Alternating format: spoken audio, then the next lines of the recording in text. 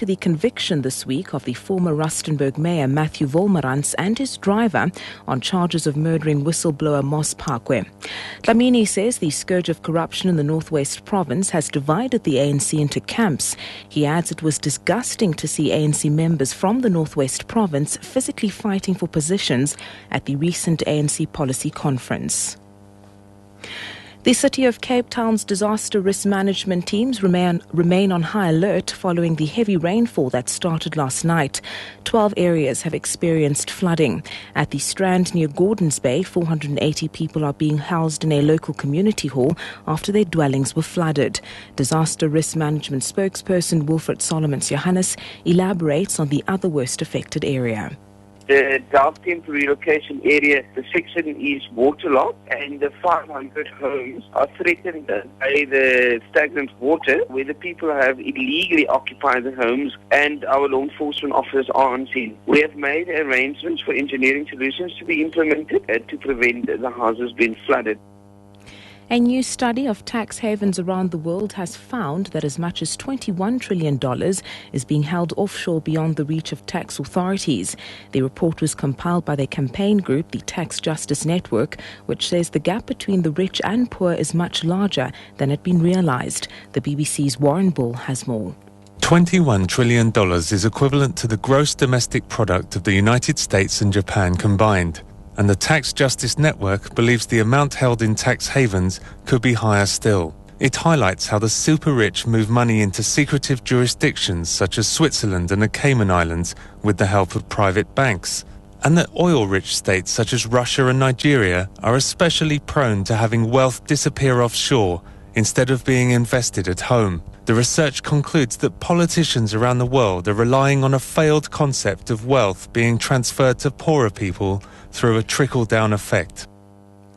Further afield, thousands of people are reported to have fled the Syrian city of Aleppo to escape fighting between government forces and rebels. Aleppo, until recently a relatively secure government stronghold, has become the latest focus of the revolt against President Assad. The BBC's Jim Muir reports from neighbouring Lebanon. The clashes in Aleppo are an ominous development for the regime. Until just last weekend, both Damascus and Aleppo were relatively untouched by the uprising and remained strongholds of the regime. Here and in many other places, the government faces its most deadly and blatant challenge yet, a reinvigorated revolt starting to scent victory after 16 months of deadlocked carnage. The regime has to hit back or admit defeat. Nobody knows how this drama will end, but many feel that it is moving into its final phases. In other news, the United States has cut military aid to Rwanda after accusations that it's been supporting rebels in the neighboring Democratic Republic of Congo. Rwanda strongly denies any involvement in the rebellion across its western border, which has forced 200,000 people to flee their homes. The BBC's Gabriel Gatehouse has more. In terms of military spending, it's a tiny sum of money, but it's a hugely symbolic move. The United States is Rwanda's staunchest defender in the international community. By cutting military aid, Washington is effectively saying, we believe the reports that Rwanda is destabilizing the region by supporting the Congolese rebels.